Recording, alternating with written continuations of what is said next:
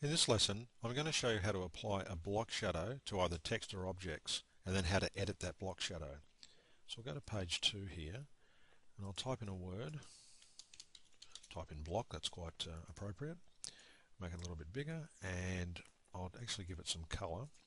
Okay, so we want to apply a block shadow to this piece of text here. So we come over to our Vector Effects flyout, come down and we click on block shadow. And the program automatically applies a default block shadow to our piece of text here. Now I've got these on-screen controllers, as you can see, all over the block shadow itself, over the effect. And down here I've got some extra tools. I can hide my effects. I can lock my effects. So if I'm working on many effects, I can lock them so I don't accidentally select on them. And this button here will actually select the block shadow. So if I click off it, and I click on it as an object, as you can see it says text up here, and I hover over this button here and click on that, it selects the block shadow on-screen controllers, the gizmos here. Now, as always in VinylMaster, in the second row of tools, we get tools and features relevant to what we've got selected.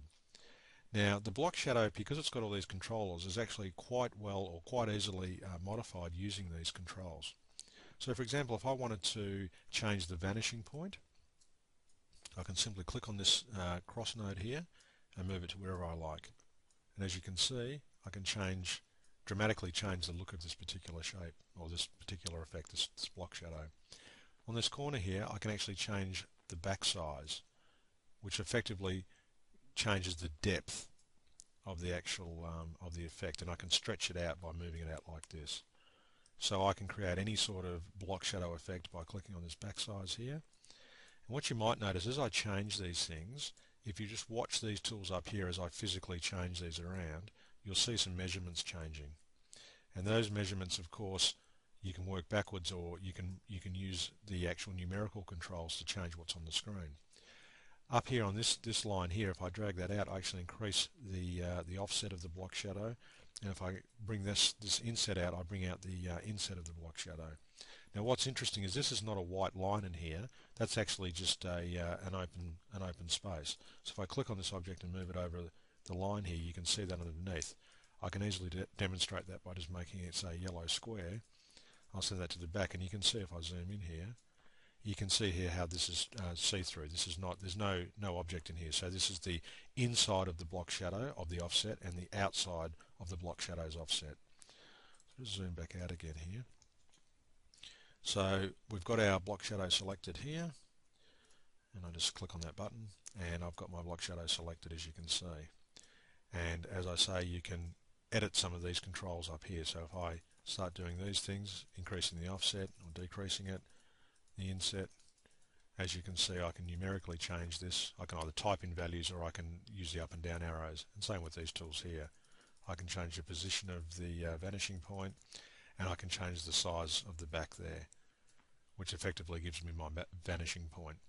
The other things I can do is change the block shadow's color. For example, I can make it red like this. Okay, and other things I can do is change the outline style. Now with block shadow, the outline style is fairly, it doesn't have a great deal of influence. Now I'll show you what I mean by that. I'll just draw out an arrow here like this, and I'll actually extend the tip, and I'll zoom into it, as so, using my scroll wheel mouse, and I'll apply a block shadow to this by clicking that tool there, and we'll zoom in a little bit more. Just want to make this point so you can see what I mean. We've got this tip coming in here, and we've got this outline style up here. So I can actually change the look of this by, say, changing that to mitered, and as you can see, it miters it off.